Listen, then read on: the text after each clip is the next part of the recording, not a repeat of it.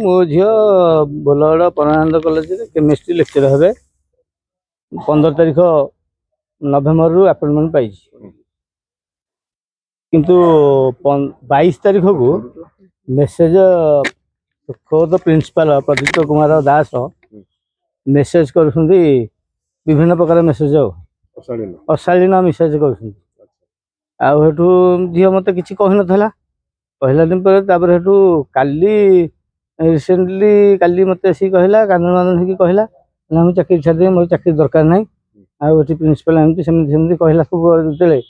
मुझे आम स्वामी स्त्री दी जना कहलु कौन है कौन ना या या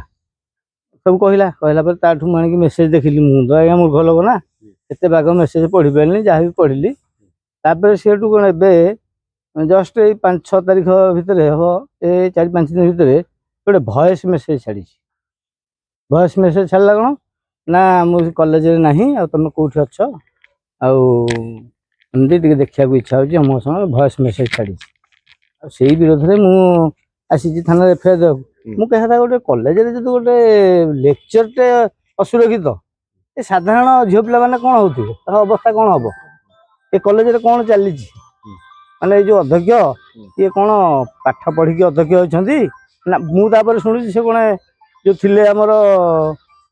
आगुरी जो कॉलेज थे कौन गोटे लेक्चर को कुंडे पकड़े जो माड खाई आसटा के दूर के सत मिछ मुझे कहीपरि कि सी तो मोर झील को जड़े केमिस्ट्री लेक्चर को केमी मिसबिहेव कर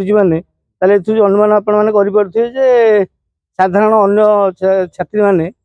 अन्य मैडम मैंने कौ अवस्था केमी कौ परिस्थिति थे से कॉलेज अभियोग कर सी मत उपयुक्त विचार करा आजिकल जो भाया होदी मो झीर का कौन भल मंद हो जाए से दायी किए रही प्रिंसिपाल दायी रहा प्रशासन दायी रहे ना कॉलेज कमिटी दायी रहा किए दायी रही सी नातुणी बयस हम आज्ञा